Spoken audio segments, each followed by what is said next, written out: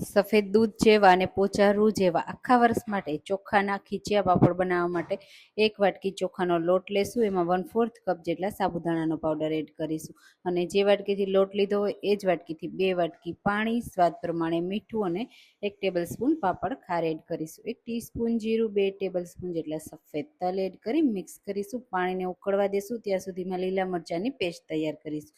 હવે આ પેસ્ટને એડ કરીશું, સાથે લીલા ધાણા પણ એડ કરી સરસ રીતે લોટને આ રીતે મિક્સ કરી દેશું. તો થોડો થોડો એડ કરતું જવાનું, મિક્સ કરતું જવાનું, એટલે એકદમ સરસ સ્મૂથ ગાંઠા વગરનો લોટ તૈયાર થશે.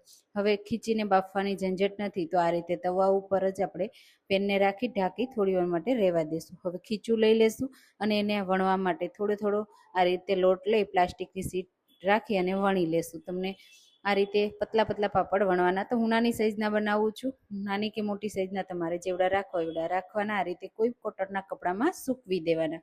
હવે આ રીતે મશીનમાં પણ સરસ રીતે પ્રેસ કરી અને પાપડ તૈયાર કરી શકાય છે. તો આ જ રીતે બાકીના બધા જ પાપડ આપણે બનાવી તૈયાર કરી લેશું અને સૂકવી અને 1 વર્ષ માટે સ્ટોર કરી દેવાના. હવે એને ફ્રાય કરવા માટે આ રીતે ગરમ તેલમાં એડ કરી તરત જ ઉપર આવે એટલે લઈ લેવાના. તો એકદમ નવા ખીચિયા પાપડ તૈયાર છે.